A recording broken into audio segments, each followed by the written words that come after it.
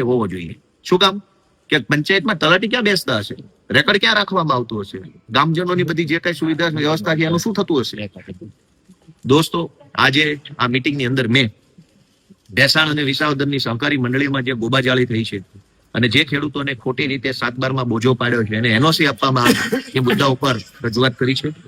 બીજું કે જે ખેડૂતોએ મંડળીઓની અંદર થાપણ મૂકી છે ડિપોઝિટ, એને ડિપોઝિટ પાછી આપવામાં આવે એ મુદ્દાની રજૂઆત કરી છે.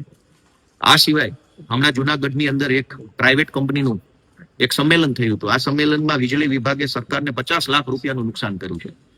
વીજળી વિભાગના દ્વારા ખોટી રીતે કોટેશનો કરી, ખોટી રીતે ડિપોઝિટો લઈ, એક જ સ્થળ ઉપર 4 કનેક્શનો આપી અને સરકારને મોટા પાયે નુકસાન કરવાનું કામ કર્યું છે. આ મીટિંગમાં એની ચર્ચા થઈ છે, પણ મુખ્ય અધિકારી હાજર નહોતા, એટલે આવતી મીટિંગમાં પ્રશ્નની રજૂઆત થવાની છે.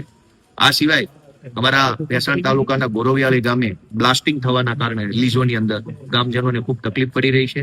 ઘરની અંદર તિરાડો પડી ગઈ છે, ખેતરોની અંદર ધૂળ ઉડવાથી પાક નથી પાકતો, એ બાબતની આજે રજૂઆત થઈ છે. અમારા ભેસાણ ગામની અંદર પાવર કટ ખૂબ થઈ રહ્યા છે. ભેસાણમાં સતત પાવર કાપ લાગી રહ્યો છે. ભેસાણમાં કારખાનાઓ ચાલે છે, ગીરાના અન્ય બીજા કારખાનાઓ છે. દરેક લોકોને લાઇટની સતત જરૂર પડતી હોય છે, પરંતુ કોઈને કોઈ કારણોસર ભેસાણની વ્યવસ્થા બરાબર ન હોવાથી લાઇટ કપાય છે. એની પણ આજે મેં રજૂઆત કરી છે કે ભેસાણમાં કારખાનાઓને ધ્યાને લઈને, લોકોની જનસંખ્યા ધ્યાને લઈને, સોલાર પ્લાન્ટ લાગેલા છે એને ધ્યાને લઈ અને વહેલી તકે પાવર બાયફર્કેશન કરવામાં આવે